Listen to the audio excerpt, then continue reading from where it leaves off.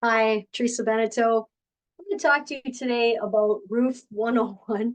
I think it's important that you have a general idea when you're going to look at a property, what to look for. And a roof, yes, sometimes you can't see all of it, but the reality of it is that you could walk 3, 4, 5 houses down and maybe take a look. Also, this is going to help you maybe read a report from an inspector that's actually maybe have a drone that actually was able to fly up and actually take a better visual inspection of the roof. You want to be able to notice if the shingles are any of them missing, are any of them damaged. That's a clear indication that you're going to need to take care of that. Leaks, water stains, again, look up. Go to your if it's a 1-story home, look in those ceilings. If it's a 2-story home, go up in the second story, go up in the loft if you can, and take a look in there and look for any kind of leaks or water stains. From the outside, you should be able to see if it's sagging. A lot of times properties, I bought a couple of these and I've not bought a couple of these where literally you could drive by and just see the roof sagging in the middle. So again, yes, you can still buy these properties. Yes, there's money to be made in some cases. Just being mindful that that's likely going to be a little bit more costly than just going in with shingles. You might have to go in and do some 2x4s and some trusses. So to be able to stabilize of why the sagging is there to begin with. Flashing around the chimney, some properties still have chimneys on them, and if they do, making sure that that flashing around them is intact. Clogged gutters, that's a big one, that if there's no drainage, if there's no way to be able to relieve all of that water, it's going to end up staying on the roof. So you want to keep an eye on that. Moss, you can actually see green moss on, I've seen it on some houses and some properties where you can actually see that.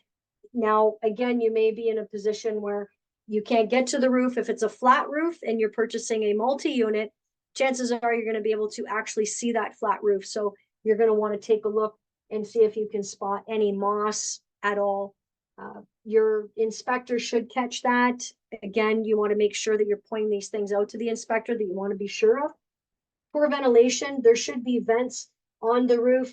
Every municipality has its own regulation as far as building code goes, but there should be some ventilation, because what happens is that if there's no ventilation in the attic, that is going to actually lessen the lifespan of your roof as well, because it's not getting properly vented.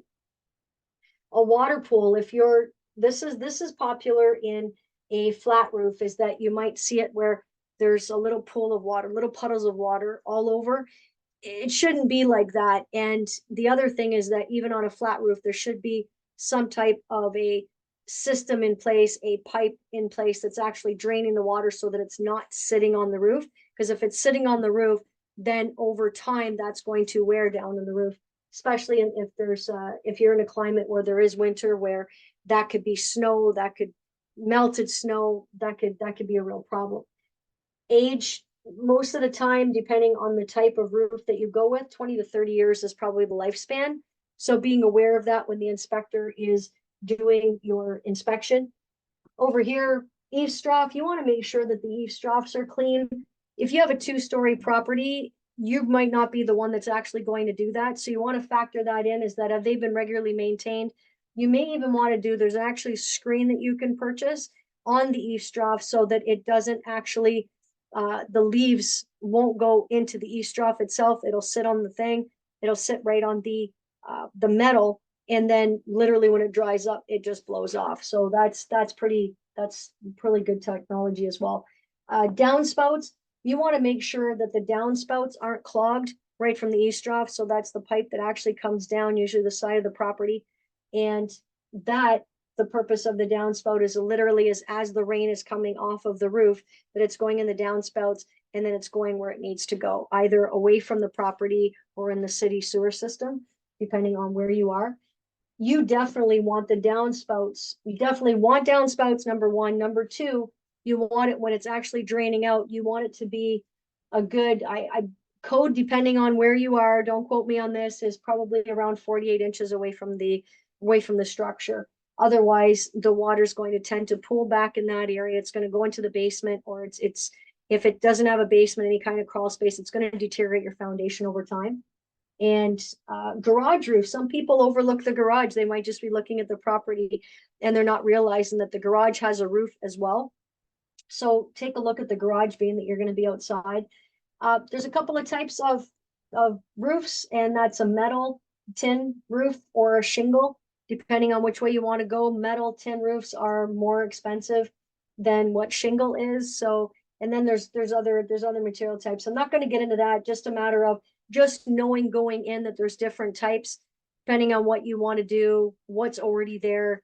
Most of the time, what investors do is whatever was there, they will replace whatever was there. So